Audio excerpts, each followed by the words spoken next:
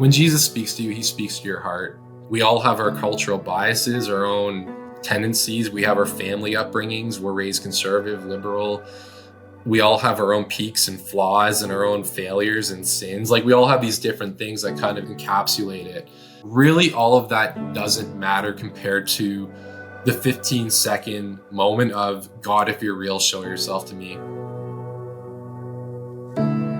You can feel and sense the whispering of God in and through the creation, because it says in Romans that God speaks to us through creation.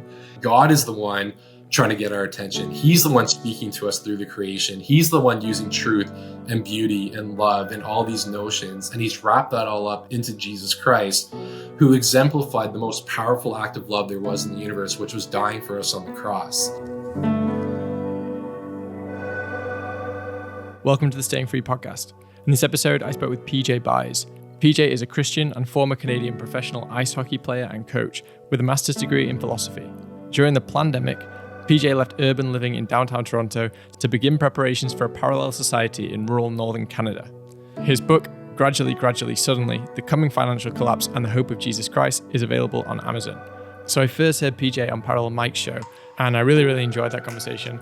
I got the distinct feeling that PJ not only is someone who thinks very deeply on a range of different issues, but he's also someone who's taken very decisive action in his own life to weather the storm of the Great Reset and everything that is coming down the line. So I went into this conversation completely fresh. I didn't have time to make any notes before we started talking, but I'm kind of glad that it worked out that way, because we ended up talking about topics that I did not think we were going to touch. And in particular, we went very deep on philosophy, religion, and how the two intersect. So I had an absolute blast having this conversation. I really hope that you guys get some value from it too.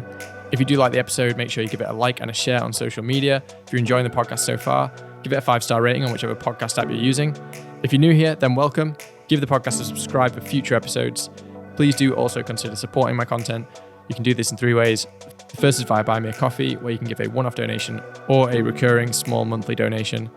You can give a Bitcoin donation as well, and you can listen on the Fountain app and stream stats while you listen. Links for all of those are in the description. And if you want to book a one-on-one call with myself to talk about absolutely anything, you can do that via Buy Me a Coffee as well. All of your support is appreciated and will go directly towards the cost of running the show. All right, on to the episode.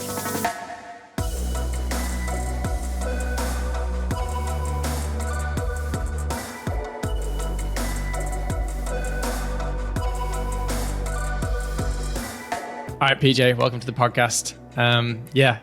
We obviously just started talking. We started getting some good topics, so I thought that I might as well hit the record and then we can get going into it. So it's been a while, that I've been wanting to speak to you. I didn't tell you this yet, but Mike actually sent me a message after he had you on his podcast, like really shortly after that, and said, you should talk to this guy, PJ. He's like perfect guest for your pod.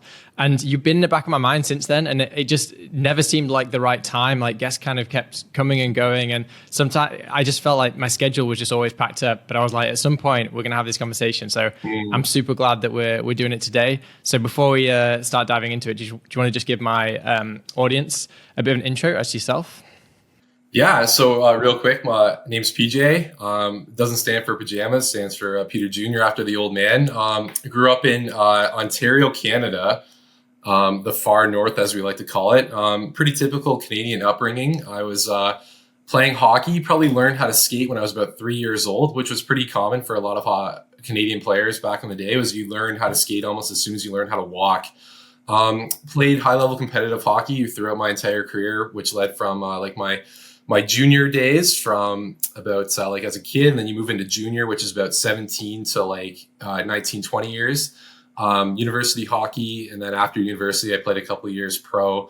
Didn't quite make the big leagues, which would be the National Hockey League. I'm assuming if you have an audience in England and Great Britain, we call it ice hockey out here, or just hockey. But I'm not sure if there's a lot of ice hockey happening out there in Britain, but I know there is a league there. And if you guys play, but the hockey isn't the best, to be honest, but hey, it's still something. But while I was playing at university, actually, I had my conversion experience. I became a Christian at the age of 20, and that changed a little bit of my life trajectory. I was kind of touting on playing pro, or trying to at least going pro a little bit sooner in my career. But after I became a Christian at 20, I just became obsessed with learning and philosophy and theology. And I actually went to a Christian university And then that led me to getting a master's degree at a Christian university called Trinity Western out in British Columbia, Canada. And when I went out there on an academic scholarship, I actually picked up the skates again and made the hockey team as a walk-on and had a really 2 good years of play out there as well. But I got a master's degree in philosophy when I was out there at the same time when I was playing. And then I played a few more years of hockey after that.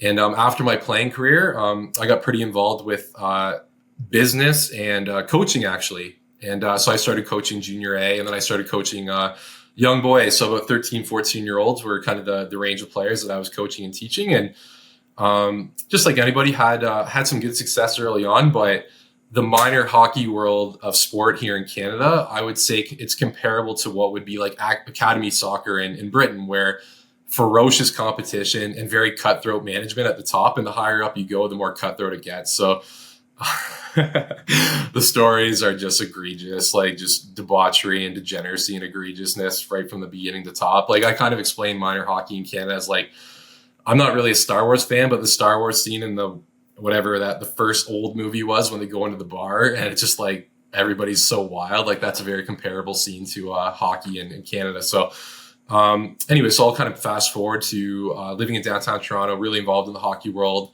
COVID hit, and whether I'm not really too sure why. Obviously, we can get into that part more, but fortunately, I'd say for myself, very early on, I didn't buy it for a second. My dad and my mom is a nurse at a hospital. My dad's a paramedic and a fireman. None of it made sense from the beginning. So that kind of opened up my eyes a little bit to what I believed what was going on worldwide, which was really a global sovereign debt crisis. And I kind of recognized the precariousness of the global financial markets. And I recognized like, holy cow, this is a real thing. I need to get moving. So real quickly, more or less, the vaccine mandates came in. And once the mandates came in Canada, it was very ferocious and very harsh here in Canada. You couldn't go into any businesses. Even a lot of the grocery stores weren't letting people in. So your access to just basic goods and services were no good. I couldn't go into hockey rinks, couldn't go into bars, couldn't go into restaurants. Life became very futile and lonely and difficult, especially if you were, surprise, unvaccinated. I think the percentage of vaccine, they say it's about 95%. It could be more here in Canada or less, rather. Not really too sure. But either way, I was very much in the minority. So more or less my decision at that point was I had contacts and access to a large 3,000 acre ranch in northern Canada. Canada, for those who know, is a very large hinterland of wild, massive boreal forest and the Canadian Shield, it's called here. And even quickly, statistically about Canada, about 95% of the Canadian population lives within a 100-mile radius of the US-Canadian border. And of that percentage, about 84% live in southern Ontario, up and along the St. Lawrence River to Montreal and on Ottawa. So geographically, if you were to look at a map of Canada, there's a little tip in Ontario. And truly, out of a 40 million population, you have about, in the Toronto and GTA, Greater Toronto area, close to half of the population, I'd say, lives there, up and along, up into Montreal, Ottawa. The lower mainland of Vancouver on the BC West Coast, you have some people that live there. Edmonton, Calgary, even Winnipeg's a smaller city. Like, it's a very congested and condensed population in a very large country. So I kind of thought of it as I need to get outside of that 99th percentile and start up, build a parallel system. Obviously, you and I are both friends with Parallel Mike. Shout out to Parallel Mike. Wonderful, wonderful human being. I can't talk enough about that. He's got bad teeth, but the guy's more scared of an orthodontist than he is of the dentist, I think, or of the government. He's more scared of an orthodontist. But beyond that, he's an incredible guy, and I became fast friends with him really quickly. And so I was up there learning how to hunt and trap and garden and farm and live off grid, collecting firewood every day. Completely different life experience from what I was used to living in a city setting. And more or less, the recent development for me was that while I was out there, although it was very rewarding and excellent, I was also very single and lonely. And a part of my goal and my mission, Johnny, was to come back to the populated parts of Canada and find myself a girl and a partner. And I will happily say to the audience, or anybody who could care, which is probably not very many, but I got her. I found one. So we're developing our relationship right now, and we're really making real steps and real decisions right now to prepare. Not only prepare and kind of build the kind of life that we want, that would be founded upon not only our faith, but of course, freedom. Because I just think that not only is freedom an essential aspect of what it means to be human, but I realized very quickly how much I valued it during the pandemic when it was taken away. So that's a little bit about me. It's a bit of a backstory. And so for right now, today, I'm back in Ontario in the populated area of congestion and heavy traffic, but it's probably not going to be a lot longer, to be honest. So. Okay, good. Yeah, I mean, well, there's loads of stuff to get into there, but it's awesome that you found a girl. I'm assuming she's a based woman as well. It's it's great. Yeah. It's great to find them. I mean, that's one of the things that's actually nice about this. I mean, some people, like, during this whole time when everything was going on with the COVID craziness, they were very, like, resistant to that. They were like, oh, how am I going to find someone? Everyone's just, like, kind of gone into this zombie mode and is just, like, following orders and doing all of this, like, irrational stuff. Like, how am I going to find someone? And I was like, this could be a blessing or a curse, because it can be a blessing in the sense that you can actually look around and it's just like the filtering has been done for you. It's like the ultimate filter. It's like, just filter out the NPCs who just have believed every last thing, filter them all out, and then you can just look to the freedom community and say, okay, like, the chances are that we're going to, like, align, a lot more closely. And I don't know, personally for me, I think that it's been the best time ever to find a relationship, because you can just immediately apply that filter, and it can be, like, really, really useful to find someone that you genuinely, kind of vibe with. Exactly. And that's, like, even because, like, I'd gone on a couple dates with, I don't know, just talking about my dating life, but yeah, I'd gone on a couple dates when I came back, and they were fine, but just different value. And as soon as it came up, it was very evident very quickly. And then, yeah, when I found the girl that I'm with now, it was just like, are you? Yes. Are you? Yes. And then boom, like, conversation takes off and you're off and running. And she's also attractive, which I appreciate. So that's a good thing too. Yeah. Well, you know what, as well, like, I find that if you live in your authentic path, you'll find the right people in your life. Like, I really think that there's something to that, especially for men. If you're like living your authentic truth, the right people and the right women, etc., will come into your life, or the right woman. Like, hopefully it's the right woman. I really think that kind of reverberates out. When you have that energy, when you're cultivating that energy, and I think that good things happen, like positive things happen, especially in your dating life and stuff. So that's awesome to hear. But I won't dwell on that too much more, because it's your private life. But let's just rewind, because I want to go back to the beginning of you being a hockey player and everything, just to kind of set the scene as to your character, because it's it sounds like you've had a really interesting kind of arc in your life. So when you were kind of, I guess, training to be a hockey player and you were playing professionally and everything, what was your character like then? Like, what drove you? What provided you meaning in life? Yeah, well, it's a twofold thing, because so much of my identity for most of my life was wrapped up in the identity of being an athlete. And that was actually a big aspect of my conversion to Christianity and following Jesus, was that I found an alternative and superior identity, I think. And even the title of my master's thesis was called "The Function of Sport as Ritual in Modernity." And real quickly, like, I would say that when I showed talent and promise as a young player, I found that the mindset of an athlete is that you're always used to kind of, I wouldn't say like necessarily being used to obeying orders, but you're always seeking acceptance, because especially the higher up you go, if you're playing like AAA would be the level that we'd be here, which would be the highest, is you're always seeking the approval of the coach, because you need his approval to get more ice time. You're always seeking the approval to get through the tryouts. And your life is a consistent stage of seeking the approval of others, which I've found not only in myself, but also in many of the athletes that I grew up playing with or surrounded myself in. So some players find that as a real motivating factor, but I actually think that it's not necessarily a positive attribute. Seeking the acceptance and approval of others is motivating, but not necessarily right, I would say, philosophically. So that was certainly one motivating factor, and even the personal motivation to seek the approval of my father, because my old man, like he definitely pushed me really hard. Um, so I would say that seeking the approval of others was a big part of my journey.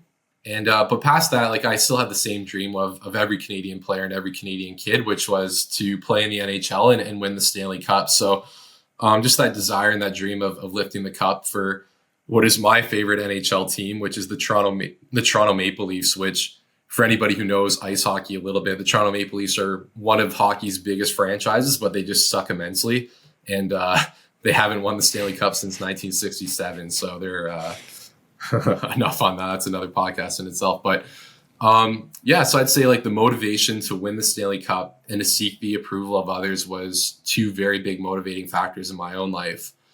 But for me, like after I converted to Christianity and found God, I would say that changed dramatically for me because I recognized that sport and hockey, rather than being a God that I could worship, or the Stanley Cup being a God that I was seeking to win and acquire meaning for life from, I found a new meaning, and I recognized that I could just play hockey and sport for enjoyment. And that for me seemed to take a lot of pressure off of me. And once that pressure was off my shoulders, I found that I was able to play at a much superior level because I was able to play for fun and enjoyment and for, like basically just because I enjoyed doing it. And once I learned that, I really started to play a lot better, actually. And I wish I knew that earlier. If I knew that earlier in my career, I probably could have done better, but that's all right. Way she goes. Right. Okay. Yeah. So during the peak, during the, when you were playing professionally, presumably like that was it was, you were earning enough money from that. You were playing for one of a decent team enough that you weren't having to work second job or anything. Because I know in the UK, when we're talking about like football and stuff, you can kind of be like a semi-pro footballer, or I think even you could consider yourself a pro footballer. But if you're in like the lower leagues, it's not like amazing money. But I know that in Canada, like if you're playing, like hockey is the rock star sport, right? So I'm guessing that you were able to earn a full-time income for the time you were playing professionally. Is that right?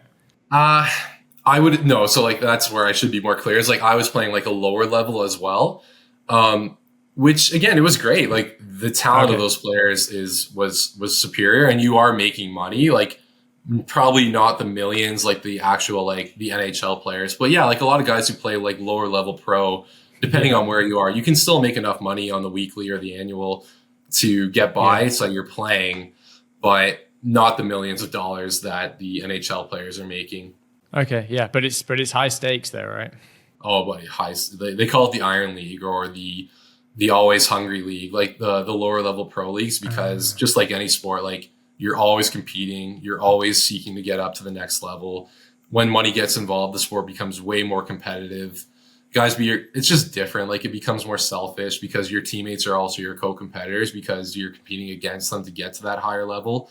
I think people, although we glamorize and kind of worship professional sports in a lot of ways, behind the scenes, it's actually quite, I don't know. I don't want to use the word dark or sinister because there are really good elements to it as well. But money drives and motivates people to do things, right? So I think for me, it was a bit more, I finished university at 25. So when I entered like playing and looking to play like professional more consistently, I was already old straight up. And like I was playing on a team and looking to play on a team where I just kind of recognized that my playing opportunity was not going to be at the same level as like the lower 18, 19, 20-year-old draft picks because they had a lot of money invested in them at an early age.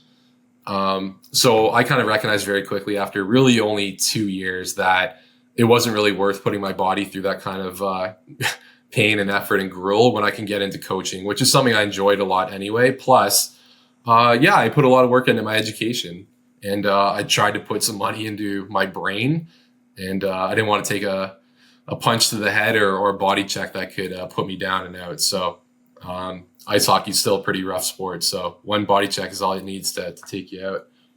Fair enough. Yeah. I know that from your conversation with Mike, I was kind of refreshing myself on it recently, which by the way, I would definitely recommend people go and check out that conversation as well, because that was really, really awesome. And I learned a lot about you, and just some of the philosophy you talk about is great as well. So if I remember, I'll put a link to that in the description. I never actually remember. I always promise this and don't do it, but I will try to remember. And if I don't do it, then someone send me a message or something. But anyway, in that conversation, you said that you were doing philosophy, right? Is that what you were studying? Yeah, that's right. I think for me, I never fully understood what philosophy was. Like a lot of people think they know what it is. Because again, in our modern world, we only think of education or university in terms of its practical application, in the sense of like, what kind of a job can you get? And that's all that people think about, like what kind of a job can you get and what kind of money can you make? But for me, like the desire to switch into philosophy was grounded in an internal existential desire for knowledge, and just to learn not only about life and myself, but God and existence. And I was just so passionate and so fascinated. And I found very quickly that as I talked more and more with educated people, that because I was pretty passionate, I was one of those friggin' annoying in-your-face Christians. I was trying to evangelize and proselytize everybody. And I recognized very quickly that there were very intelligent people of all walks of life. And I just knew that I didn't really have the skill set to talk and to reason well and effectively. So I started studying, like logic and deductive reasoning, inductive reasoning. And that just kind of led me on a path of just wanting to learn more and more. And eventually that turned into a fully fledged degree. So I got a philosophy and theology degree and a history minor, I believe, for my bachelor. And then I went to get a master's degree from that in philosophy right after. And that was excellent, really, really excellent. And then, I think I was able to piece it together a little bit with a pretty decent and solid thesis defense, which I was happy about, which was, I kind of mentioned it earlier, the function of sport is ritual and modernity. And a 20-second summary of the thesis idea is that I was tracing sports in antiquity, so sports in the ancient world, and tracing that function of what sports represented and how sports were played in the ancient world, and comparing that to modern sports like ice hockey, soccer, I guess you guys call it football in England. I always forget that. Football, American football, like all the different sports that we know. And more or less what I was kind of saying was that modern sports and modern trophies like the Stanley Cup function as like symbols and images of ancient vestiges of glory, because in the ancient world, particularly in ancient Greece and ancient Rome, like the bedrock of Western civilization, a lot of people don't know this, but the ancient athletes actually competed for cups as well. And they competed for things like bowls and cups. And people don't really know like the symbolism of why a lot of our modern trophies, like the Stanley Cup or the Wimbledon plate, like a lot of these objects that we use as our trophies, why are they cups and bowls? Like, what's the symbolism of that? Well, the symbolism is that in ancient Greece, they valued this notion of glory so intensely that that's what they competed for in their sports. They competed for money and fame and all those things also. But for the ancient Greeks, the most powerful philosophical concept that they derived their meaning for life from was this notion of glory, or the Cleon Pantheos, or Narcissus, which is that as long as they write your name down forever and ever, you shall live forever and ever. Because the ancient Greeks were obsessed with the notion of living forever, because they knew obviously you're going to die. How do you maintain living after you die? So that's what sports and glory and battle and the story of Achilles is all about. When you read the story of Achilles and the story of Troy from Odysseus and stuff, is that when given the choice, Achilles was like, I could have a happy life and live with a wife and kids, or I can have a glorious life and die in battle, but people will remember my name forever. So in the ancient world, when the athletes who won, when they would win their, they would throw their javelin toward the altar, or they would wrestle in front of the altar. And basically the winning athletes would perform a sacrifice of a bull on the altar after they won, and they would capture the blood of the sacrificial goat or the sacrificial bull in the bowl or in a cup, because the blood was a symbol of their glory. And they would often inscribe their names on the cups or bowls so that their names would live on. And it was all wrapped up in this notion of glory. And basically, I was just kind of saying in my paper, that's the same with modern sports. Like even in the Stanley Cup, for example, when the winning team wins the Stanley Cup, what do? They write all the names down to the players on the cup. And it's the same notion, and I would say it's a pagan notion. It's the pagan notion that like you can attain eternal glory and eternal life through your name being written down.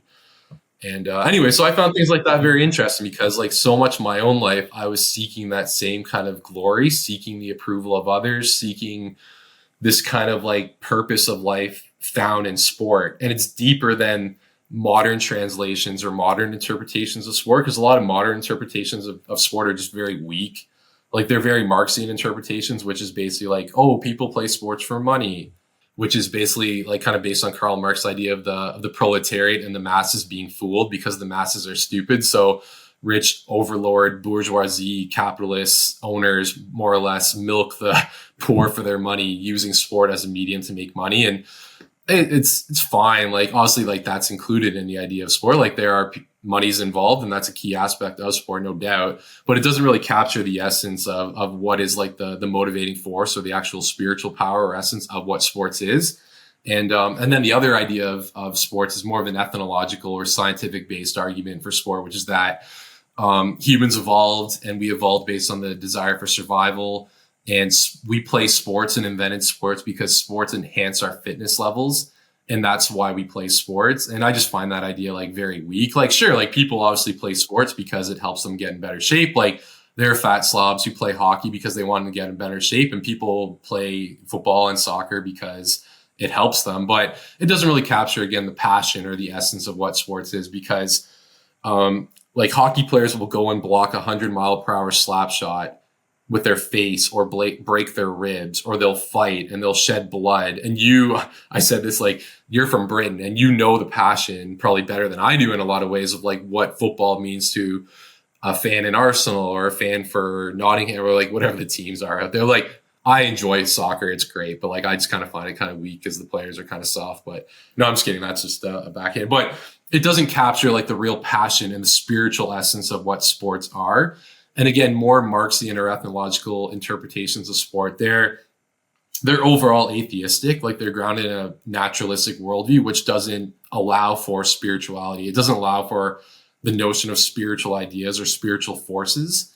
And even, for example, like just real quickly tying this in, because like now I'm talking about sports and obviously I want to talk about other ideas as well, but sports are very common, like with the notion of momentum, when one team will get like a very big body check or another team gets a goal or a score, the entire momentum of a game can go the other way. And all of a sudden, if you're winning, the momentum turns against you. And it's like, oh man, like the other team is rolling all over us now. And what is that? It's not a quantifiable, measurable decimal of unit of force. Like obviously it can be measured in the sense of its sound or its effect, but the actual cause of it and of itself is a spiritual force. So I think just like my ideas and theories were a little bit more grounded in reality of what sports are. And I think a Christian and biblical worldview actually can best explain some of the realities that we perceive that are so basic to us every day, like sport, that just kind of like modern interpretations are kind of weak on. So anyway, that was a little bit of my defense of philosophy. I found it very interesting, very explanatory, helpful for someone like me who was trying to, just like every human being, I think, trying to derive meaning from this little blue planet that we call Earth. And yeah, I like it. Yeah. I don't know if you happen to hear my conversation that I had with Jordan Goldstein. Do you know Jordan Goldstein?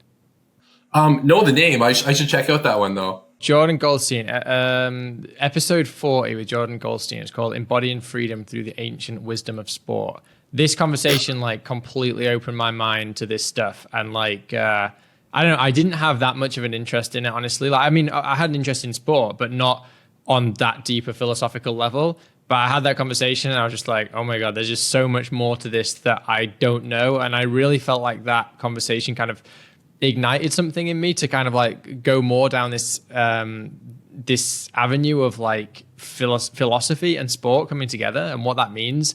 And yeah, you're right. Like the ancient, like the way that people used to play sport in the kind of ancient world kind of just tells you something, not only about just like how sport has changed, but also how like the human spirit has changed in a way, and the way that we actually kind of relate to our own like mortality and to our own like purpose in the world. They seem to just have this like you said, this kind of attachment to not attachment. Attachment is probably the wrong word. In fact, it's probably the opposite. They didn't actually have an attachment to the physical in such a same way as we do now. They were more like they were somehow connected to the spiritual realm, and they were like, I just want glory here, and I want to, and that's all I want. Like the spiritual world was where their connection seemed to be, and sport was kind of an arena to play out. Like it was almost like they saw this world as a, and this is obviously just my interpretation from just, well, that conversation, but also kind of like, thinking more about it since. It was almost like they could see that this world was like a playground of like, how can I achieve my purpose? How can I transcend? And sport seemed to be kind of like a vehicle to do that. And I think that now there are still some people in sport who do it, and I think you can really recognize them. I mean, I was watching recently, I don't know if you've seen this this documentary on Netflix about Conor McGregor. I think it's called McGregor Forever. And I watched that guy and I'm like, he is just operating on another level. He really is just, for him, it's a spiritual game. And like UFC is kind of like this battleground, but what he's actually doing is he's competing almost against his own nature in some ways. Like, what's the best I can be? And sport is just happens to be the thing that he's picked to do that. But I don't know, I guess you could probably say that great artists would do the same thing. Like a really great artist, the art is just, how can I kind of manifest my highest like spiritual essence in this work that I'm doing? I'm using, these tools. This is just my playground, but what they're actually trying to do is kind of communicate spirit in some way and to try to connect with spirit. So yeah, I think I find this stuff like super interesting. So if people want to know more about this, definitely check out. I will, and because I want to comment on that real quick, and then if we want to change direction, because this is sure. Go for it. Itself, but even the name of the title, Conor Forever, is telling. Forever, because I'll tell you what happened when the Greco-Roman world kind of met with the Christian world, and like the Judeo-Christian worldview sort of interacted for the first time, because in the early church, in the early like stages of Christianity, Greco, like one of the undergirding philosophical ideas of Greece, especially in that time, is this notion of Platonism, which is that there's a separation and a dualism between the body and the soul, and they're distinct entities. Like the soul is a spiritual essence, not grounded in physical reality; it's immaterial, and the body is physical and material. And a large concept of both Platonism and Gnosticism was to have the internal immaterial soul descend and transcend, or like ascend and transcend the physical material world up into heaven, so to speak. And that idea is actually kind of in just juxtaposition with the Christian worldview, because the Christian worldview affirmed the two realities, both physical and spiritual, as both thoroughly real, intertwined, and equally real. So what you see with like the resurrection of Jesus was that the resurrection was not a spiritual event. It was actually a physical, and again, like as a Christian believing this, but like it was a concrete, physical, material reality that occurred. So when you come across notions like the Platonic or the Greco idea of like living forever and your name living forever, like my response is actually like, will that work?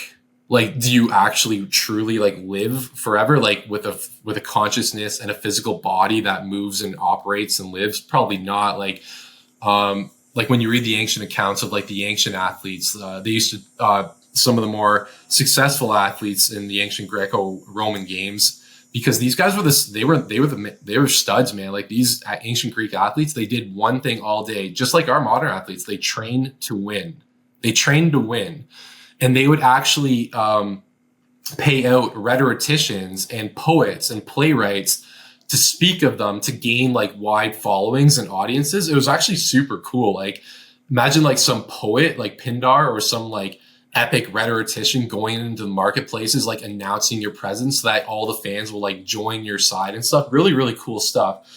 But when you read these accounts of these guys, like very few modern people today are going to be aware of like Antipolis of Thesbia, like these guys who are like the goats, like the friggin' goats of their time. And that's just like kind of my counter as like a Christian, and where these comments and like these things become interesting, because the Christian idea is that, you will attain and you will achieve eternal life at the bodily second coming of Jesus Christ when he comes again and he gives you eternal life. Like that's what will actually give you like a physical, concrete, fully conscious reality, because the pagan idea of like living forever in memory, if it's true, it's weak. Like it's fine. Like like Achilles, whether he was a real person or not, like we do know him, but I don't think he knows us. You know what I mean? So that was just kind of like, again, some of the ideas where I try to counter the atheistic worldview, because more or less these ideas like the Marxian or the ethnological or even the ancient Greco-pagan ideas, like I just kind of find them weak. Like I just don't find that they give enough value or meaning, because so much of my own life as an athlete before Christ was trying to derive meaning in an object like the Stanley Cup, which is like, if I can lift this thing, then my life will finally have purpose. I trained 8 hours a day, every day, to win this thing, to lift it, to gain the approval of my dad, to gain the approval of all my teammates, my coaches, all these people I've been trying to work for and attain my whole life. And for me, a big part of my own reason why I converted was I was like, man, I just found acceptance in Christ. I didn't really need to keep seeking it. So that's, yeah. Okay, cool, man. I find this stuff super interesting. I love delving into it all. But I want to move on to something that you've just given me a nice kind of tail end of here, which is the basically like your journey towards Christianity and stuff. So, is that something you were raised with, or is it something you came to later in life? It was. I was very fortunate to have two sets of very loving grandparents, and even my parents too, like truly wonderful people. Like. And I even say too, like psychologically, a big part for every child is to forgive their parents of their errors and their flaws. I think that was a big thing for me. Like once I recognized I could forgive them for their mistakes and errors in my upbringing, like it was a very powerful thing. But yeah, I would just say for me, it was, I've kind of touched on it a bit, like always kind of seeking the approval of others, struggling with the sense of rejection. And for the Freudians out there listening to this are like, oh, this is a classic Freudian example. He's looking to this man-made God in the sky to like create and provide acceptance for himself. That doesn't necessarily mean that idea is false. A craving for acceptance is a human need, I'd say, even though if maybe it affected me a bit more. But the second thing was that as I was playing more and more hockey, I just got caught up in the typical hockey lifestyle of partying and drinking and womanizing, like all the rest. And although very fun and I won't say that all partying is necessarily bad. It's great to go out with your buddies and your mates, as you British guys would say, your mates and your blokes, grab a couple of beers and have a good time. Like nothing wrong with that. But for me, like kind of the waking up the next morning of getting drunk, trying to pick up girls with very bad pickup lines and doing that all again the next day, like it just kind of kept on repeat.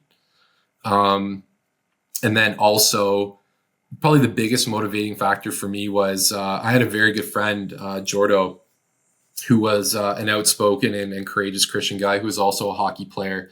And his brother Joel actually is a good friend of mine too. Joel plays in the NHL right now. And but Jordo was a great player and a great guy, and he was really challenging me a lot, and he was a smart guy, and he was asking me a lot of existential questions and really challenging me on the Bible, and that was piquing my interest more and more.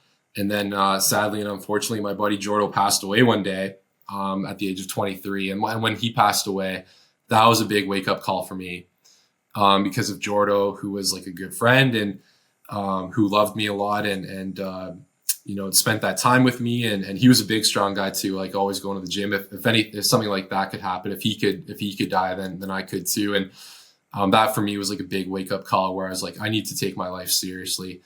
And for me, that kind of led to more persistent prayer and more persistent reading of the scriptures and reading different verses. Like the verse for me was Matthew 7:13, enter through the narrow gate, for wide is the gate and wide is the road that leads to destruction, and many will pass through it.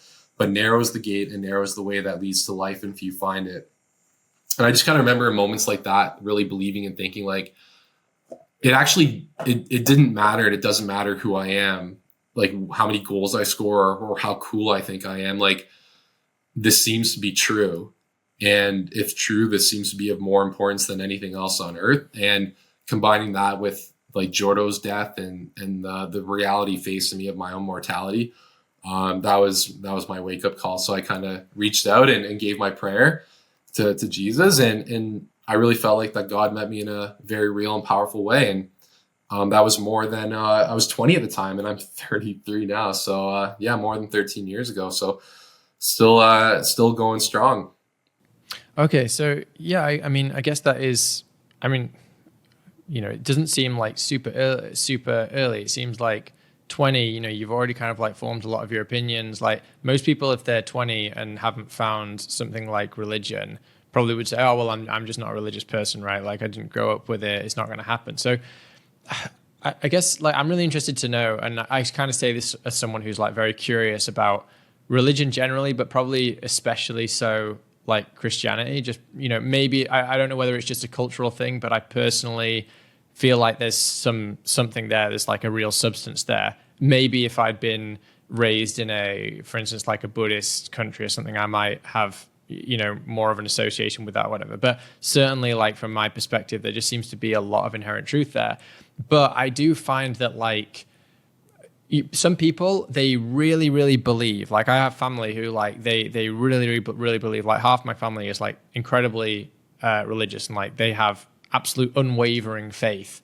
And, they kind of want, not like want me to get there, but there's kind of like these gentle nudges towards it. Like, and I understand it, because if you really believe that, like you're gonna want to get other people on board and stuff. But For sure. I've not ever found that thing in my life that has kind of been like, okay, I have absolute unwavering devotion towards, I guess like there's things that I call God. So I don't want to say I don't have unwavering devotion towards God, because I do think that I use the word God and I have associations with it and things Sure. that I think about, and things that I definitely, I'm not one of these people who's like, okay, I'm an atheist, but I just don't necessarily subscribe to the kind of Orthodox Christian version of God. But how does that look to you as someone who really has been, I guess, gone into that and felt, okay, I've been spoken to, presumably you've got the message, you've been communicated to in that way. What does that look like? I'm really interested to know this.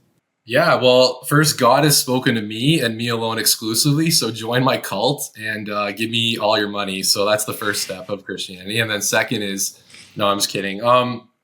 If your family's giving you the nudge, I'll give you the elbow, because no, I'm just kidding again. Sorry, I gotta be more serious. C.S. Lewis is one of my favorites, and he's British, so I'll mention him.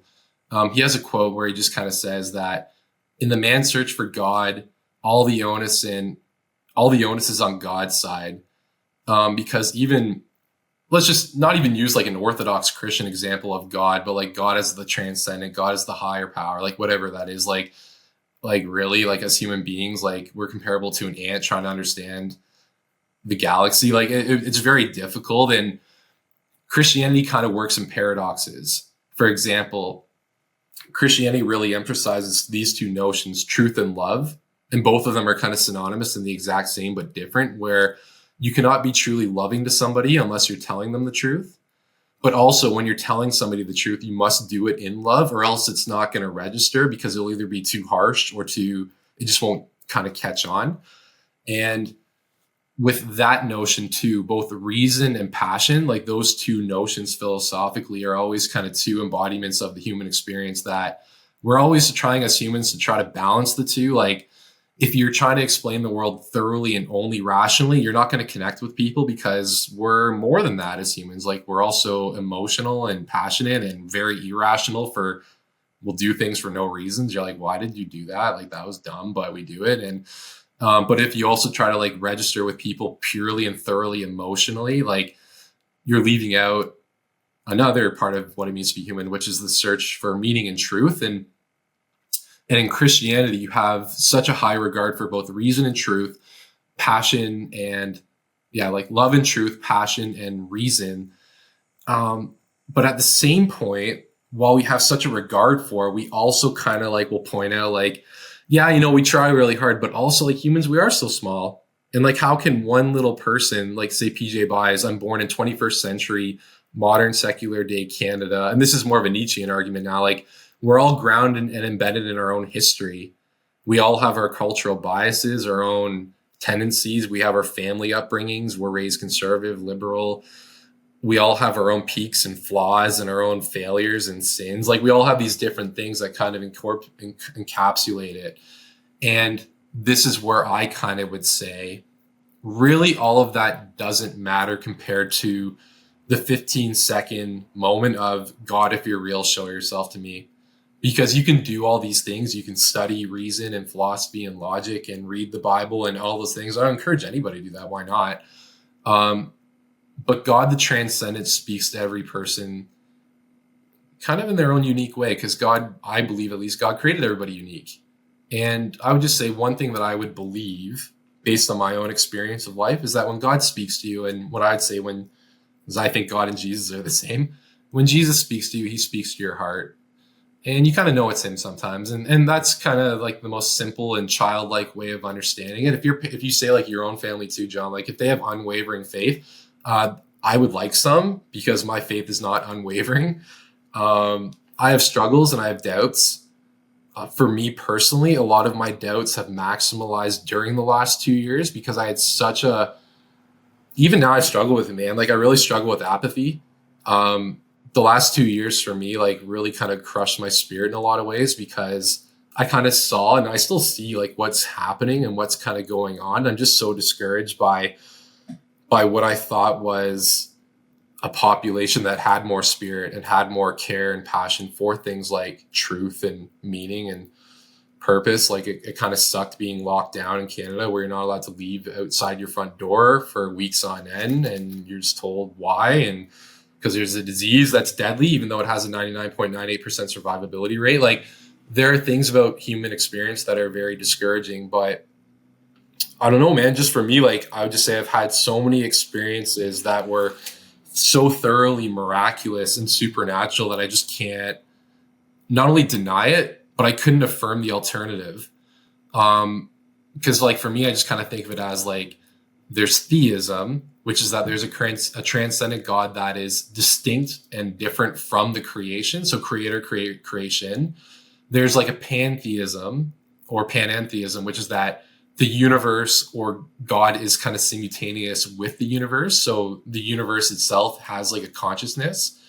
And I actually think I'm in that camp. I've not heard it phrased that way before, but that describes quite accurately the way I feel about things. Yeah, and then there's atheism, which is more or less like no God, no transcendence, no spiritual, like it's all just physical, boom, here we are kind of thing. And I don't have a lot of time for that one, respectfully, for those atheists who are listening. But the panentheism one is curious and interesting, because for me especially, I really like what's called Romanticism, which was a period of philosophy and history, kind of like circa 17th, 18th century, which was a response to like the hardcore rationalism of the Enlightenment period, where especially in like the modern, or especially in Europe at that time, like there's such a high regard for science and objectivity and reason and all good things. And yeah, I get it. But like the romantic response was like, let's actually return to seeing nature, not just as like pure object, but as like infused with spirit and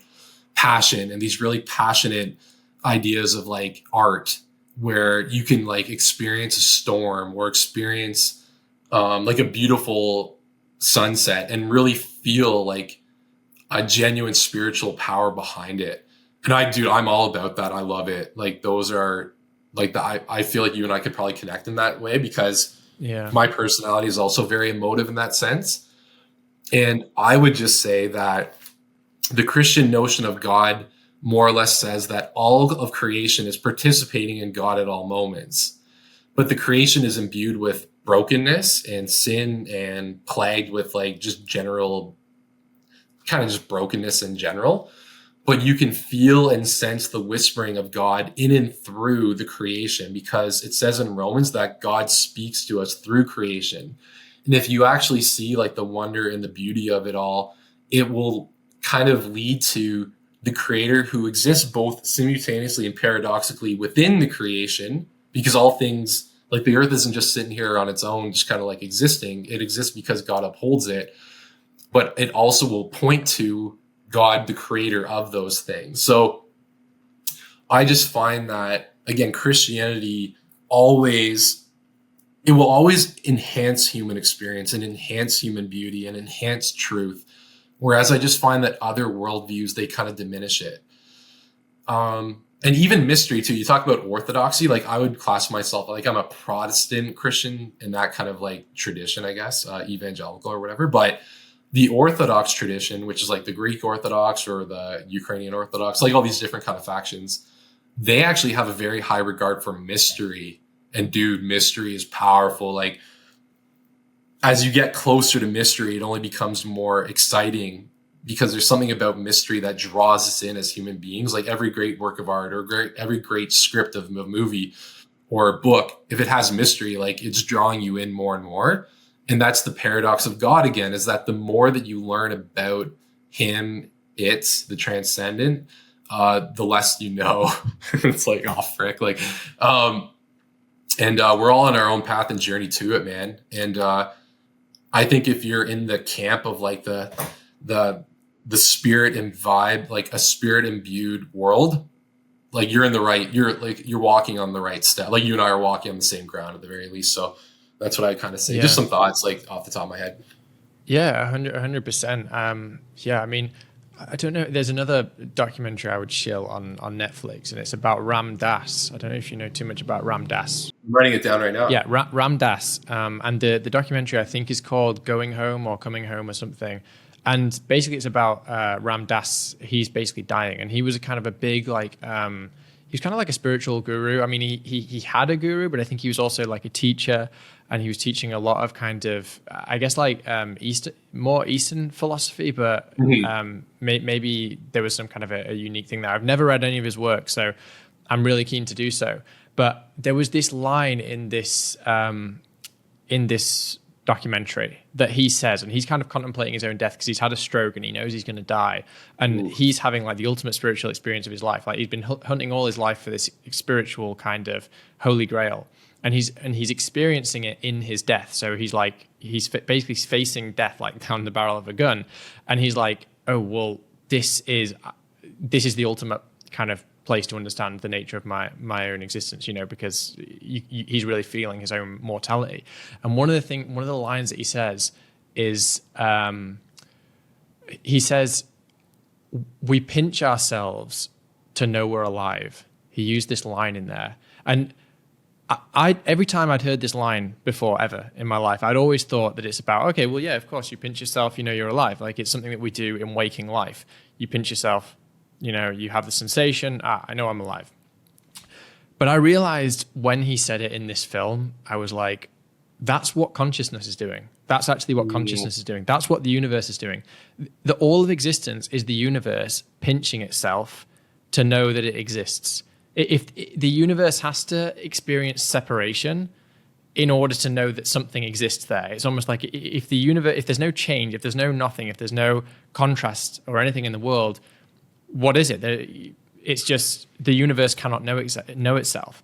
So it's almost like universe has to separate. There has to be a separating of kind of universal, whatever this kind of like consciousness is of all of everything, the ultimate thing has to separate and have a experience. And we call that the human experience. And this is my current, working theory. I'm not claiming to know the meaning of life here, but people can take or leave what they want of it. But it's almost like we're having this human experience now. This is the separation experience. This is the kind of, the separation of the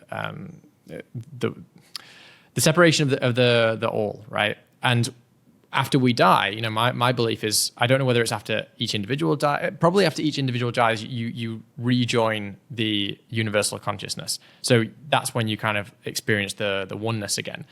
And I call that God. And I don't know when I talk about this, whether I'm talking about a different God as a religious person would, or, a Christian, for instance, because, for instance, when I hear about the story of, kind of like taking the fruit from the, I think it's the fruit from the forbidden tree, right? The whole idea that right, you take the fruit. There is I interpret this story, and I think it's almost like a metaphor for the same thing I'm talking about. So I'm not sure there's any difference, because if the metaphors work identically, maybe we're talking about the same thing. But to go into that point, this idea of like taking the fruit from the tree. It's almost like you want to this quest for knowledge about the nature of what you are. You take the fruit, and then you are put into this new world. And I see that almost as if like what consciousness is doing. It's like we've taken the fruit from the forbidden tree, like the consciousness has done this, and now we're in this separation world where we wanted to know what we are. So here we are. You're having this human experience. You wanted to know what it is, and then only in having that, when you kind of like reunify, can you then experience what everything is. And I think I look at that similarly to the kind of Garden of Eden story. Like there was no change, there was just pure bliss, there was pure, like there was no pain or suffering, etc. So, you take the fruit from the forbidden tree, or in the case, this was the case for Eve, fruit from the forbidden tree. Now you're in the world where suffering exists. Now you're in the world where difference exists, where it's not just pure bliss and ecstasy. That has to happen in order to kind of like reunify and to know what God is. You have to kind of have that separation experience. And maybe this interpretation is all over the place and I haven't thought it through, but I'm just interested to know whether you look at stories like this in the Bible, because I see a lot of them. That's just one example, but resurrection and all these other things. I can very much see them through a lens of a similar way that I see the universe, which isn't necessarily a kind of like Christian God per se, right? But I can see the parallels there, and I can say, you exchange the word God for consciousness, and you can take the stories maybe a bit more metaphorically, and they seem to be doing the same thing. I'm wondering just what you think about that generally. So, really good. Can I offer some counter thoughts? Yeah. Please do. So, first about like the Genesis story is that in reality, it probably is like a mythological account. It probably wasn't a literal piece of fruit that exists today hidden in the Sahara. If you dig in the right spot, you'll eat it, and all of a sudden you get like supernatural energy. It is a story. No, I don't think it is that at all. No, exactly. So, and I was saying like I'm agreeing with you in that. Mm-hmm. But so if let's just consider then like, you talk about like consciousness, or say after we die, like we reemerge into the consciousness, like the universal consciousness. Is in your understanding, like, is that consciousness like thoroughly just mental and spiritual, or does it include physical as well? Yeah, I don't think it includes any physical whatsoever. I think that the existence of physical is the existence of separation. Essentially, like if there is an existence of matter, you're in the separated thing. I don't think there's such a concept of matter in the unified the unified consciousness. Yeah. So, and maybe just again, like I'll just kind of explain some of the Christian ideas a bit more, because again, like in the Bible, the idea is that like God created like the world and he said it's very good, and he created the physical world too. And when I think about like consciousness or even a conscious existence, like if you are in a state like what you're kind of describing, can you eat food? Probably not. Like a part of the joy of also like being human is that if you eat like a really juicy plum or a mango, it's the physical taste of it that's enjoyable. Same with sounds, like beautiful sound, like music requires ears. Beautiful sights like an ocean or whatever it is, for me, a hockey rink or mountains, they require eyes. Even like say a relationship with one another. So for me, say I have a girlfriend and I like her. If I talk to her, on the phone, or if we are simply having like a FaceTime, it's enjoyable because it's more mental, but like being able to hold her and to touch her and to kiss her, like those are superior modes. And I would just say that the joy and even maybe a purpose, maybe a foundational purpose of why God created was that we would be in relationship, both with not only one another, but with God himself, who in Jesus actually is a physical person as well, who has hands and blood and flesh. And the joy of that experience is like in the same way that I just said, that you will have a body to eat and to see and all these things, because those are good things. So in the more Eastern traditions and the Eastern religious views, I think they actually have, compared to that Christian ideal, which let's leaving aside if it's true or false for now, but like at least the notion is that the physical world is also good and true. And then now combating it, I just say a bit more from a philosophical perspective, is that, for example, atheism has the view that the universe came into existence. And for like for thousands of years, the view was always that the universe itself was eternal. It didn't require or need a God to create it because the universe was eternal. I think there's good evidence now to suggest and think that no, like actually the world and universe that we experience today had a beginning, which necessitates the fact that if it had what's the cause of the effect that we see here and now?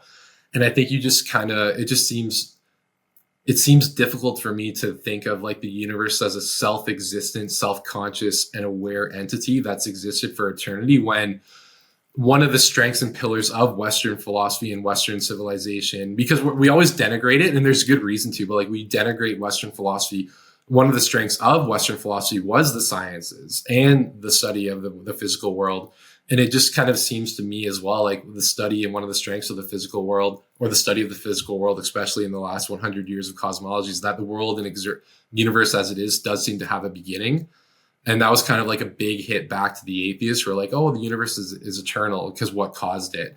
And again, I just think that we don't like answers like that, because what I've realized and understood of one of my primary reasons why I've seen people object to Christianity, for me as a millennial, a lot of my hockey friends, they don't like Christianity because they think that it means you can't have sex. Or you have to like be married to have sex, and they're like, frig that, like I'm like, okay, like that's one thing. Well, what do you think about that? Like, do you subscribe to that? I think that God really wants to have lots of awesome, passionate sex all the time and have lots of babies, because that's awesome. And to do so in marriage is probably the best way to do it. So that's kind of my quick take on that. And then the second take would be, and yeah, sex is probably, again, like same thing, like we were saying before, it's a spiritual act as well. It binds you to somebody. It's not just some quick, cheap thing you can just do. And anyway, so I've learned that the hard way as well. And then, but then the second objection is that immediately when we throw up the idea of God, it insinuates that I lose my freedom. And this is where it's so interesting, especially being on the Freedom podcast, which I'm on, is that the lesson of Genesis 3 that we were talking about before was that when Satan came to Adam and Eve, what did he say? He said, if you eat this tree, if you eat of the tree of knowledge, you will become like God. And that's what, in essence, what Christianity says is true Satanism. True Satanism is not, obviously it includes like the Malachian worship of like sacrificing children and eating flesh and witchcraft. Like it includes that. And I don't disagree. Like I don't deny, like those things are true and real. Maybe there are some of our political powers that are involved in that stuff. Let's get conspiratorial. But yep. It includes that. We all know really, it. Everyone knows it. Everyone kind of knows it. It's just like, we know it happens, but like, let's just keep that one parked for a while, just so our family still thinks that we're not crazy. I know the next Tucker Carlson interview is going to be freaking wild about. Oh, dude, those interviews. I don't know. I saw. Yeah, let's not get into those ones too. I don't want to kill your flow, but yeah. No worries, but yeah, like getting back to the philosophy of it though, is that really true Satanism from a biblical perspective, and what Jesus talked about a lot actually, is the desire for the individual to be their own God, to choose right or wrong for themselves, to choose what they say is true or false, to experience and choose a reality of their own making. And what's difficult about Christianity and why it's so objected and abhorred is that when Jesus comes around and when he speaks with authority, and he more or less says this, like, I'm the way and the truth, like I kind of set the terms. And then we hate that. Like I hated it my whole life. And even now, like most of my day-to-day battle is like me deciding and choosing for myself as God what I want to do and what I think is right and how I should live my life, compared to Jesus kind of like setting the terms. And in doing so, in my own life, I've recognized my own like just stupidity and folly in that, because like I more or less every time I disagree with God, or like it just kind of, it's so silly. Like God comes to me, he's like, PJ, like I got an idea. Like I think this way of doing it will lead to more joy, more freedom, more love, and more goodness. And I go, no, I think you're wrong. And it's like, I'm a self-existent, transcendent, all-knowing being that created the universe, and you're a dipshit. Like, it's just like, it's ridiculous, but like 8 billion people on the planet every day do it. And that's the human condition from the Bible's perspective, is that we all choose to live as our own God. So again, like returning to C.S. Lewis, like Lewis says this, like most of us think that like what Satan's trying to do is put ideas into our minds, but really what he's trying to do is just to try to keep us all away from it. Because really just keep living life as your own God, then he's got you. Like that's kind of the idea of the Christian notion, is that God is the one trying to get our attention. He's the one speaking to us through the creation. He's the one using truth and beauty and love and all these notions. And he's wrapped that all up into Jesus Christ, who exemplified the most powerful act of love there was in the universe, which was dying for us on the cross. Because there's this Christian idea actually called supralapsarianism. It's a big, long word, and I have a lisp, and I don't like saying that word, so I won't say it twice. Basically, what the idea is that God in his wisdom, when he created the universe, is no fool. He knew that when he made that tree, the metaphorical tree, he knew that we were going to screw up. But if he knew we were going to screw up, why did he do it? Well, the reason is this. Potentially, the reason is this. Is that you can't really know bravery, for example, unless there's cowardice and obstacles and difficulty. You can't really know something unless there's something to know from. You can't really know what it's like to forgive somebody unless somebody's hurt you or harmed you. You can't even really know like I don't know, like what good steak tastes like unless you have something really crappy to compare it to. If you eat British cuisine every day, you won't know what good cuisine is. Like but no, like if you only eat like bland rice, if you eat steak for the first time or like something really good, you're like, oh my goodness, like this is so much better. So the idea of supralapsarianism is that the reason why God created the universe was that he would be able, therefore, to send his son, Jesus Christ, into the world, so that in a broken, fallen world, God can demonstrate his love for us in this way. Romans 5:3. That he would die for sinners, for people that hate him, for people that don't believe in him, for people that have no use for him. He would come and die for them. And we all fall into that category. There's no such thing as somebody who's not a sinner. We all are. We're all broken. We're all flawed. We're all unable. Like we're all corrupted. We're all dumb. Like all the different flaws of what it means to be human. That's the very fact that we're human, the very fact that we're flawed is what makes God so wonderful, because he sent his son into the world to die knowing that we would hate him. And how do we know that we hated him? We killed him when he came. Because with Jesus, he's always out for your good. He's never out to hurt you. He's never out to harm you. He's only out there to bring you life. And when you read Jesus in the scriptures, he's always talking about life. I've come that they might have life and have it more abundantly. And then he says this, it's the thief, aka Satan, who comes to kill, destroy, and to maim. And that's why I think even now, if you want to interpret the world of what we're going through in the last 2 years through a Christian or a biblical lens, what we're going through right now is not governments. It is, but it's a spiritual force and a spiritual power behind it. Because again, in Ephesians now, chapter 6, for our battle is not against flesh and blood, but against powers and principles and authorities in the high places and in governments. And the notion or idea is that really Satan and his minions, aka demons, operate and manifest through powerful people and powerful institutions to subjugate, maim, kill, destroy, and diminish freedom. Our freedom of rights, our freedom of as humans, our ability to live and to have joy and peace. And that's why with COVID, right away, I interpret it spiritually. If they're shutting down, at least in Canada, people's access to hockey rinks, people need hockey to enjoy life and to have good mental health, to go to the gym. We need these things. Like you get those things taken away. What's going to happen? People are going to get depressed. They're going to turn to drugs. They're going to turn to alcohol. And the real scourge of the pandemic was not overrunning hospitals. They were not overrun. Actually, the hospitals were quite empty in Canada. They were only filled if they're for one reason: people on overdoses, people who couldn't handle it, people who are severely depressed. And if you interpret it more biblically, what was occurring? It's a spiritual attack. We're having our freedoms, the very things that we need as humans to enjoy life. It's all being taken away, which kind of leads to kind of like relevant questions now. Like, what do we do about it? Well, like I'm reading, like Galatians chapter 5 says, it is for freedom that Christ has set us free. Stand firm then, and do not let yourselves be burdened again by the yoke of slavery. Satan is the one who's seeking to enslave you. He's not your friend. But the corruptness of the human mind, again, biblically, is that we really think and believe in our heart of hearts. Even me, to this day, like 13 years as a Christian, I still struggle with this. We think and believe that if we live life on our own terms and as our own God, following Satan, so to speak, we'll be better off. But that's the trick, and that's the lie that we all experience. Every human experiences day to day, right from Genesis. We all think that if we live as our own God, we'll be better off. But then Jesus is the one, the true God, who's kind of like, guys, like, I'm here, trust me, like, put your faith in me, like these kind of Christian terms, and watch what happens. And then it's kind of like the day-to-day battle of what are you going to kind of do. But how do you know what that is though? Like, I find that even everyone who is a Christian will have some variation, like some different interpretation from someone else, right? Like one person might think, no, I'm an absolutist when it comes to, for instance, sex before marriage. I'm never going to have sex before I get married, etc.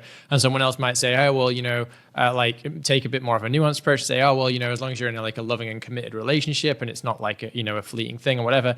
And I don't know what the answer is. And like, this is why when I come down to all of these questions, I always just think like, are you lying on an individual level, or are you operating based upon what you think is the highest truth? And I don't think that's saying like, I am a God. Like right. Some people will have different morals on different things, but I'm not sure whether that can necessarily be prescribed, because I won't do so. If a book says, okay, well, you should do this thing, and I feel personally like it goes against a moral code that I have, that I believe, well, this is the right thing for me to follow, I'm going to kind of go with my own like moral instinct on it. And I do think that people should think about those questions, because a lot of people, they don't think about them at all. And I think that the starting point is think about what those questions are. Think about like what truth actually means to you in your life. But I keep coming back to truth as being synonymous with God. Like when I kind of keep thinking about the concept of God. Now, obviously in a Christian sense, you might think, okay, well, truth is, the commandments of God, and, or whatever, or truth is that Jesus died for our sins, etc.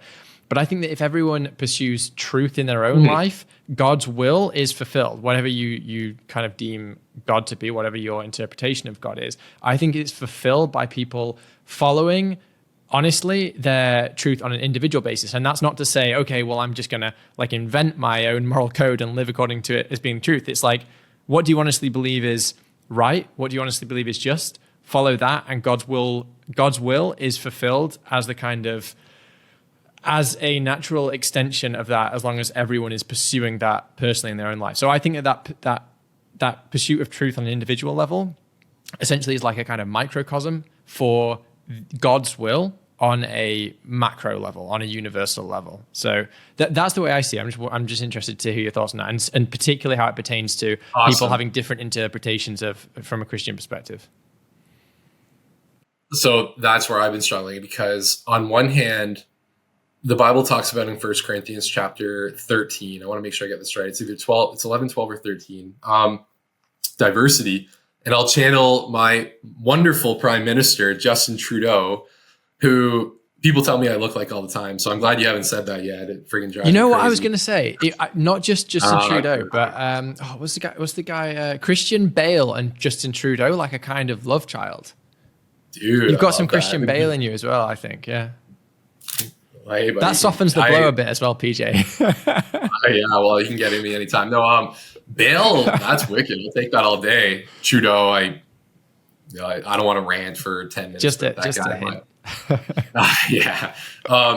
I'll use a Justin Trudeau slogan: diversity is our strength. In the Christian community, you do have a lot of diversity of views and opinions, and I think that's awesome, because if everybody was the same and we all thought the same, that'd be just super boring. Like, that, who wants that? Like, we're all talking sound pieces saying the same thing. Like, that's not, more or less, like in the Nicene Creed or the Orthodox creeds, you have kind of like the base kind of foundations, which is like, Jesus is God. Jesus died on the cross for our sins. He rose again. He's coming back. And like kind of past those things, there's a lot of room for interpretation, but kind of the core things are kind of key, I'd say. But I would say this though. So say if we are all living our own truth, then as we just saw, maybe I'll use an example of the last 2 years. Some people really believed in their honest, true, moral intuition from their heart of hearts that the best, most loving and truthful thing to do was to get double vaccinated, put a mask on, and stay within your own house until the government said so. Many churches also believe that mandate, and many churches, believing that it was their God-given moral compass to obey the government authorities, also did those things. Whereas someone like me, and I would hint and probably guess that someone like you as well, believed that that was actually morally incorrect and morally wrong. Who's right?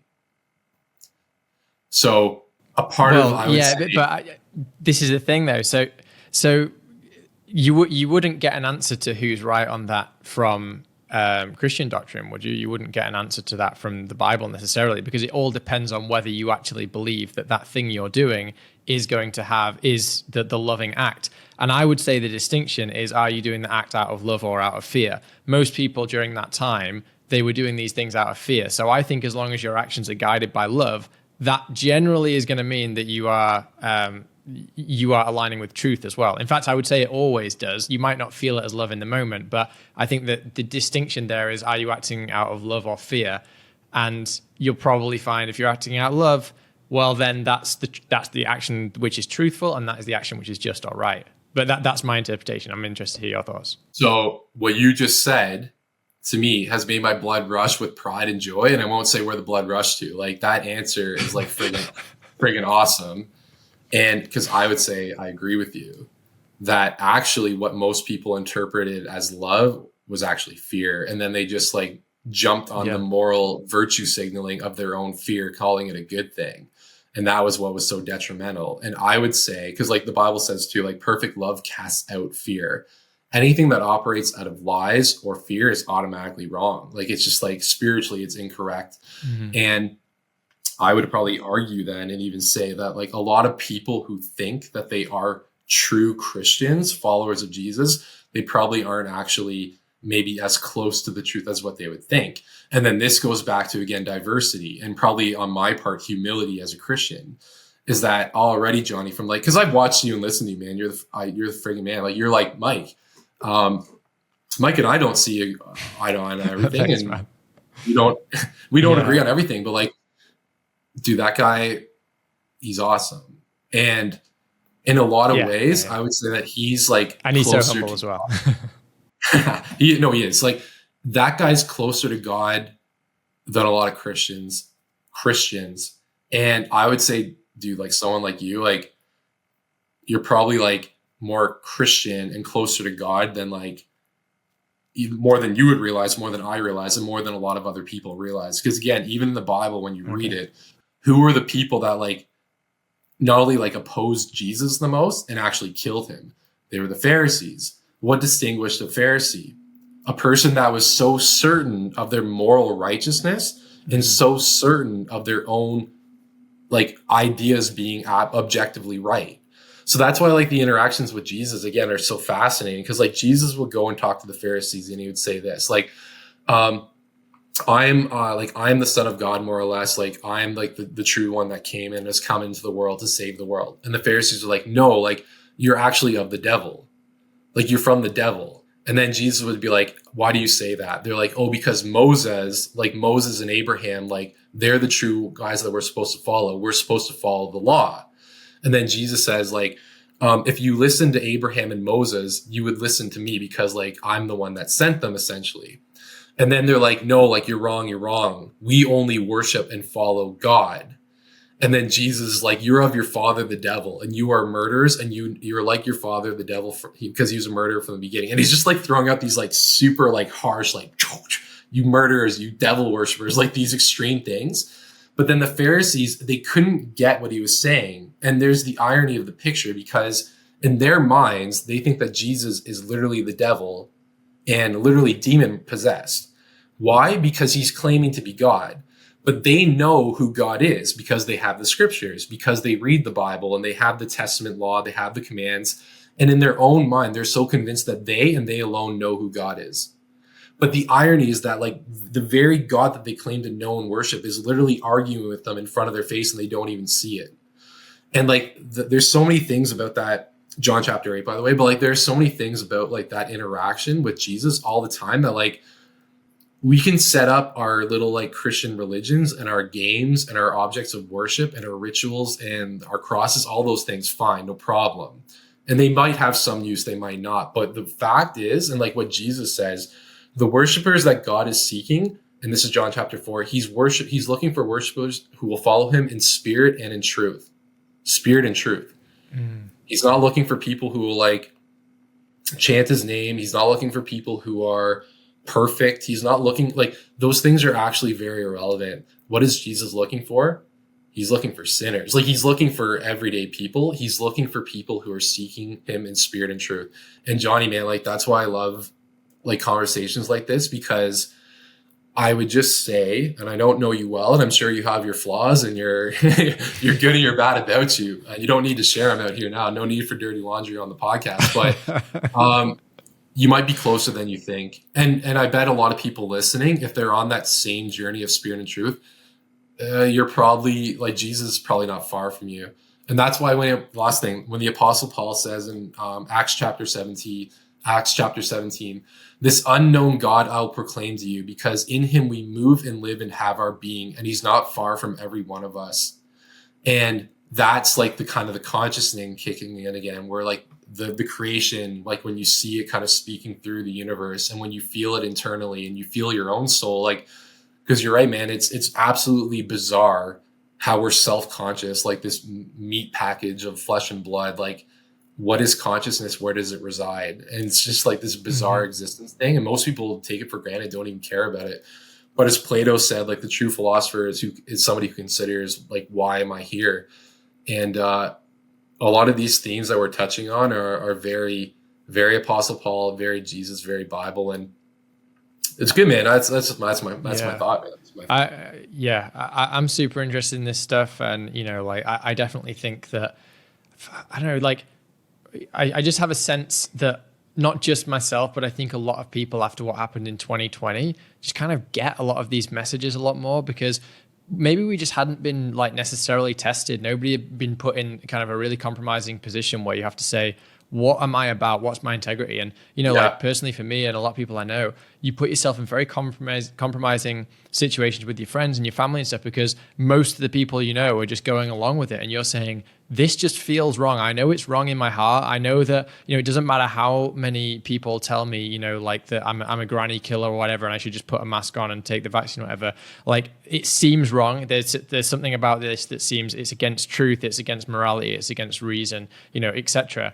And it's actions being taken out of fear, and you can just kind of get it. And I think that maybe people at different times in their life have this sense. They kind of get rocked, and they actually have to say, okay, like what am I about? I'm having to actually really think about here. Like, do I go with my integrity or do I just follow the crowd? And for some people, they probably still have no idea that they went along with the crowd, and maybe that wasn't their test. Maybe they weren't being tested on this thing, but it seemed to have been this kind of like massive global event that forced everyone to kind of look inside and say, like, what am I about? Like, what am I willing to stand for in the world? Am I going to kind of stand on my own integrity, or am I going to go with the expedient option? And I would just chill as well. I don't know if you've listened to them, but if I've got new listeners who haven't listened to my previous episodes, the ones with a guy called Joel Rafidi, I've done I've done 2 episodes now with Joel, and like, both of them kind of go into this a lot about the idea that COVID-19 was a collective rite of passage. That's actually the name of the first episode. And we really went into this about how, you know, in the similar way that, you know, you have kind of some cultures which they will send their boys out to become men. They'll say, you know, you get kind of like expelled from the tribe for years and you come back a man, and you have to go through these rites of passage that perhaps in the West we just don't have these rites of passage. We never actually have to have our faith tested. And correct. You know, if you don't have this in your culture as like these small rites of passage that each individual goes through, your entire culture, there's going to be these kind of like rites of passage which collectively have to happen. And that was what those conversations were about. And I definitely think that ties into what we're speaking about. Dude, it's so wicked, and that's what it was for me, because like when I went out to live in the ranch, like way up north on my own, like that minus 30 degree weather out here, man, like I don't know what that is in Fahrenheit, like minus 30 Celsius is cold, bro. And I was out there like hunting elk and chopping firewood in the woods by myself. I had a little dog with me. But in a lot of ways, and then also like the person who I was out there with, like the co-farmer who was teaching me a lot of this stuff, and some of the indigenous people who are out there, amazing people, like they taught me a lot, man. and about what it meant to be a man and masculinity and all those things were like, I became a man in and through those experiences enough that, again, like even with women, not that I would say I was completely like a dud, because God did do a lot of work in me, I'd say, but like I had to go through those things before I was able to recognize even my need for a partner, my need of what it would mean to be in a relationship, how to like deny my own feelings or lust or desires of like hooking up compared to what does it look like to be in a genuine relationship with a woman. And now that I have one, I'm like, oh man, like this was so much better. And unless I got that rite of passage, man. So bro, like that's what you just said is super deep. And then the second thought I was going to say is this, is that for COVID, probably in the same way, like the Greek word is evangelium, and that's where the Greek or the word evangelical comes from. So there are evangelical Christians. And what does it mean? It means like spreaders of the good news. Is that in the same way, like when the early Christian missionaries would go out to different parts of the world, they would see like the Aztecs, like sacrificing their children to the sun god and like their blood and their heads rolling down the temple. Like they went to them saying like, guys, like, it's actually not true. Like there isn't a sun god and the sun's not revolving because you sacrifice the heads of your children. Like God actually created it and he loves you and he wants you to love your children. Like that's crazy. But more or less is you see how did I have it explained to me? God speaking to you, and a part of meaning is when you recognize something about the world. Is when you recognize a flaw about the world. We all see different things. For me, for example, I saw something really deeply flawed with the world of sport and hockey, enough so that I wrote a thesis paper and studied it. I recognized something wrong. I wanted to fix it. And a part of that calling was so powerful, it gave me meaning. I would say, Johnny, for you too, it was the same way. And I felt this for COVID, obviously, too. Like I did write a book, but like for you, it was probably the same way. Where like, there's something so intuitively wrong going on around me that I recognize, but others don't. It's my job to get them to see it. Why? Because I want them to experience freedom and goodness and not slavery. Why? Because I care for them.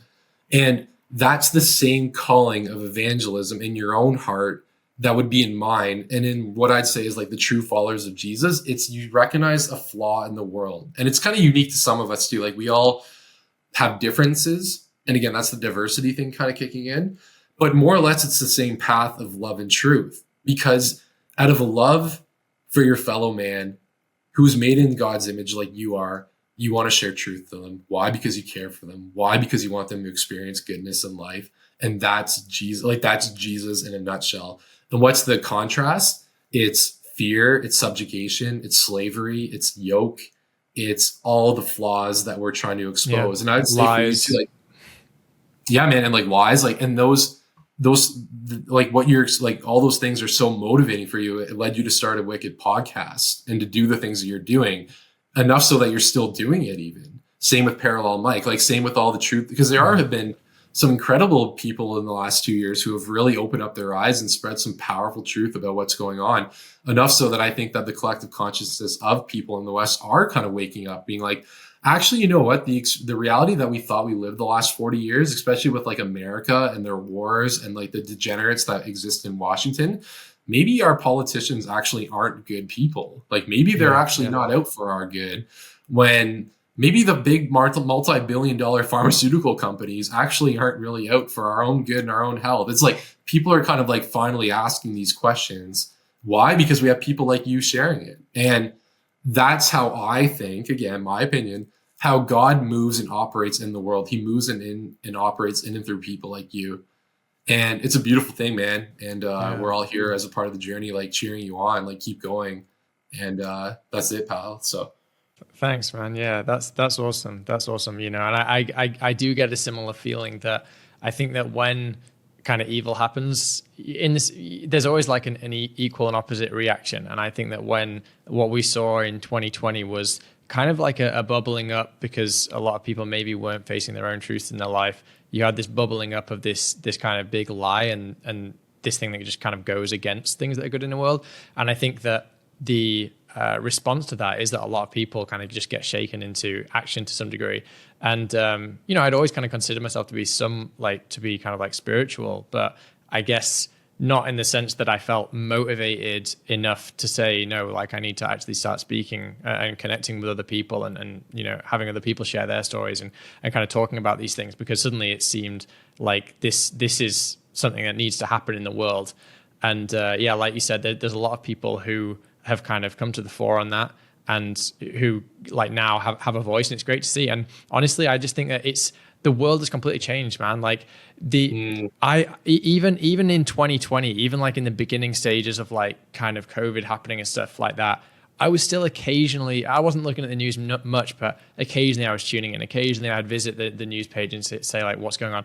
Now it just has there's absolutely no reason. Like there would be absolutely zero reason for me to ever click on a news site, because what am I going to learn from that? There is absolutely nothing to be had. It's pure propaganda.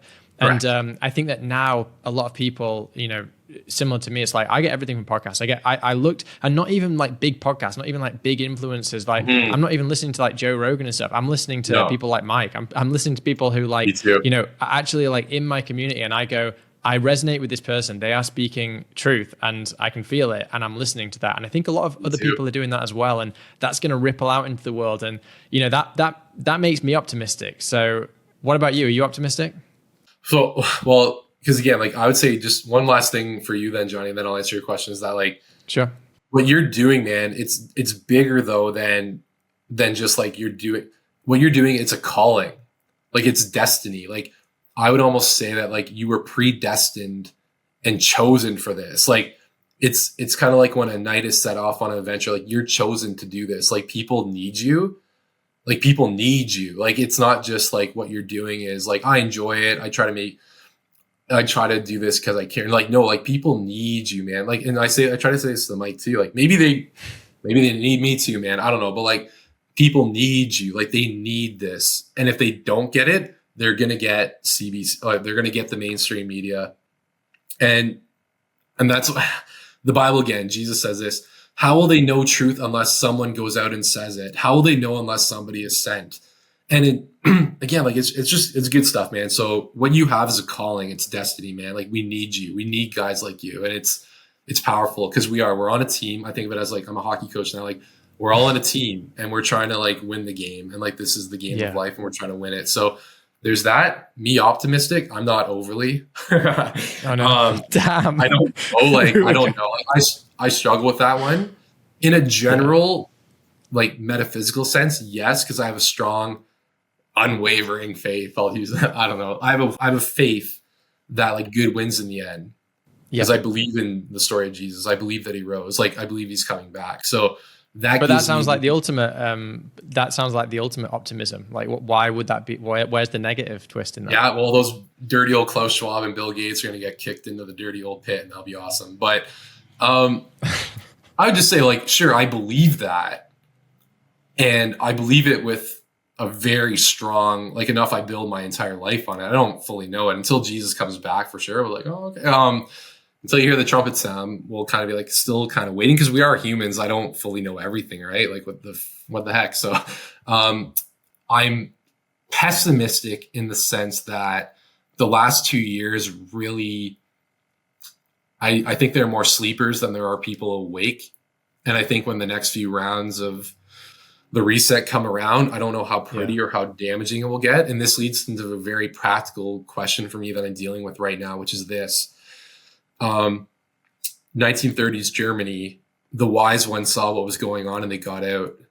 The Jews and just general citizens, they saw it and they were like, time to get out and leave. And they saw the best form of love was they thought that the Nazis and the general populace had gone so far over that there was no point in really reasoning with them. It was kind of just do what you can for those that you can and help out those that you could. But then, so on one argument for me, like one is like, do I take me and the missus and those that I care for and build the off-grid community and do the parallel system and get off and get away, stop doing podcasts, stop speaking, just become kind of low end and discreet and live life away from it all. And I've done that and it's wonderful for a lot of reasons. And kind of like survive because like you're going to need to do these things. I just don't know the next 10 years, but I feel like you're going to need to learn how to farm and do all the things, man. Cause, Bill Gates when he's feeding you the cockroach butter, and when there's no electricity, it's not going to be pretty in the cities. The other part of me is very mesmerized by a character named Dietrich Bonhoeffer, who was a Christian pastor who saw Nazism right away, saw it for what it was, tried to warn people, nobody listened.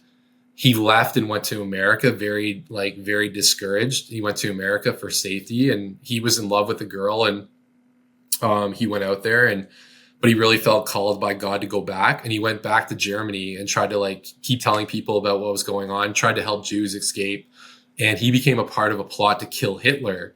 There's actually a small plot of a few pastors and missionaries, and just a freaking awesome group of people that were really amazing, working as spies with the Allies to try to assassinate Hitler from the inside out.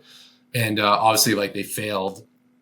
And Bonhoeffer more or less was caught by the Nazis, and he went to prison. In the last year of his life, he wrote a couple books and a couple letters in prison, just kind of talking about life. And he was really messed up with the ethical question of is it right as a Christian to try to kill Hitler? Because on one hand, there's thou shalt not kill, but also Hitler is a maniac and crazy and deranged and so far gone in evil that it's morally required to kill him. And that's where he ultimately rested. But Hitler found out about him. And actually one of Hitler's very last requests before he died was to make sure that Bonhoeffer was assassinated or was killed, because he found out about the assassination plot and he lost it. And it's a really powerful story, but more or less Bonhoeffer fled and went back into danger to try to help people and to try to do something. And frig man, that's where I'm at today, where I'm I don't consider myself any more or less significant than the next person. But is it my moral duty to stay in the danger zones, really the city centers? I believe the city centers are not going to be pretty. Do you stay in the city centers where all the people are and try to help some and save some maybe, or do you get out? And that's your interpretation of culture. And my friend, the people that I'm close with, we talk about it because we're is it so far gone that the people who, let's say the people who are sheep listening to all the propaganda, got their third and fourth booster shot, can they even be spoken to? Can they be reasoned with? Some people are God can do everything and anything. He can help people and save them and wake them up. But then some people that I listen to are no, COVID was a big deal, and it really separated the wheat from the chaff. And some people, man, just it's hard, but you have to kind of psychologically prepare yourself for the fact that some people are just they're not going to take on the burden of responsibility. They're not going to wake up. They're not going to listen. They'll just do what they're told because they're operating out of fear. And you can't help everybody do what you can to save some. So that's the notion of the off-grid community is that will be hard too, man. I've lived out there. It's not easy to hunt and grow food and to work hard and all the things, right? I like ordering sushi off the Uber Eats. I like going to McDonald's and grabbing a coffee. I like playing hockey, all the things that I like of the modern world, but those things are very contingent. As we saw with COVID, it's contingent upon a vaccine passport, really. And if there are more passports coming down the road, I don't want to participate in that.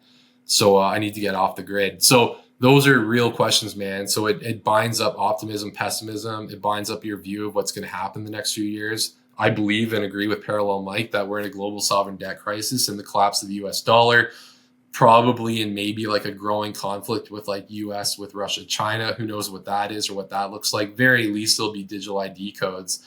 For all intents and purposes, it just seems that's what's going to happen. And whether you like it or not, I just know that I won't do that. So and yeah, man, when you're in a relationship too, it changes your whole purpose and meaning. If you have a girl that you care about so much and a desire to start your own family and help those in need, frig man, real questions, man. I'd be, man, just throwing, if there's the people who are listening to this podcast, if you want to message me on Twitter or even comment in the section, I'd love to hear your opinions. Cause I imagine that, dude, you left Britain to move to Mexico, you thought about the same thing. So take that where you will. I know we've been chatting for a while already. I don't know how much longer you wanted to listen to me. No, but, that's good. We can start wrapping up now anyway. Okay. But this has been awesome, man. This has been a super interesting conversation. I hope that people who are listening or watching resonate with what we're saying and stuff. And yeah, I'm really interested to know people's thoughts as well. So guys, please join the Telegram. The Telegram is in the description. You can join in there, ask questions there, put something on Twitter, like wherever you found the podcast, there should be some way to put a comment. So yeah, let us know what you thought of the conversation, and connect with PJ as well. PJ, do you want to just share about your book as well before we finish off? Because I don't think we really mentioned it all in this conversation. Yeah, no worries. Just the last thing is just, so the title of my book is Gradually, Suddenly, The Coming Financial Collapse and the Hope of Jesus Christ. And it's a two-parter. It's kind of based on John chapter 3, verse 12, where Jesus says, if I've told you about earthly things you did not believe, how will you believe if I tell you about heavenly things? And basically the book is premised on that, where the first part of the book is talking about just like the existential things of today, like the geopolitical crisis, like COVID, pandemic, just all the kind of things that people I'm sure are kind of aware of just kind of the general things that are happening in this world. And then more or less, I was kind of trying to say that if you can become aware about the truth about about earthly things that are going on in the earth, maybe that will lead to what is the greater thing, which is, in my view as a Christian, the greater reality of God's love for you and his salvation and the good news story of what Jesus did for you on the cross. And really the truth that, like, although life is very difficult and full of suffering and very hard for the short term, the long term and the big picture is where our true hope is, which is that Jesus is real and he's there and he loves, and that's where our hope is found. So yeah, that's more or less like a summary of the book. And check it out. But man, so much has already happened like since the book has been written, man. Like it just seems like we're in a constant news flash, but yeah, so yeah, well, I mean, I haven't read it yet. I'm a super slow reader, so it takes me like a long time to get through any book. But it's definitely on my list. I'm keen to see what you put in there. But I don't know, maybe you need to write another one. Since things have changed so much. An update. Well, now that I got a girl, I'm writing a romance novel. Are you? No, I should though. Let's go. Let's get one. Let's start it. I was gonna say that's like quite a gear change in the writing career. How about you? It's an erotica. No, I shouldn't say that. All right. Well, yeah. Thanks everyone for sticking with it. This has been awesome. Oh, by the way, you know what I want to mention? I want to mention two things before I sign off. One is I got to mention that. Did you notice my new Harry Potter scar here? Yeah, I got to mention it just in case people are like, what the hell happened to your head? I had like an injury exercising, and I got like bashed in the head. So if you're wondering why the hell have I got a scar, it's because I had an injury and very close to my eyes. That was a strike. That if something's going to make me a believer, it's the fact this thing did not hit me in the eye and kill my vision. And aside from that, yeah, if people can please support me. There's ways to do that. Go in the description, check it out. There's the buy me a coffee. You can donate with Bitcoin. Nobody donates with Bitcoin. I should just not even bother mentioning it at this point. Buy me a coffee. You can go on there. You can give like monthly donations, or you can give a one-off donation. Everything does go towards the cost of supporting the show. Right now, I'm not getting enough in donations to pay for the outgoings of the show. So please do that. It helps me. If you've got value from this conversation, please consider it. PJ, any last words before we sign things off? No, I just didn't know that bench pressing 20 pounds like that was heavy enough for it to fall on your head. So, but a couple more hours in there, Johnny. Yeah. I need to work at the weight a little bit. Yeah, but dude. Obviously, like again, simple. Just thanks for having me on, man. I appreciate it, and just keep doing what you're doing, man. People need you, so keep it up. Yeah. Likewise, man. Keep writing or whatever it is you're gonna do next. Check out the book, guys, and I'll definitely be checking it out at some stage as well. And let's catch up again in the future, PJ. Look forward to having the next one. You got it, brother. Cheers.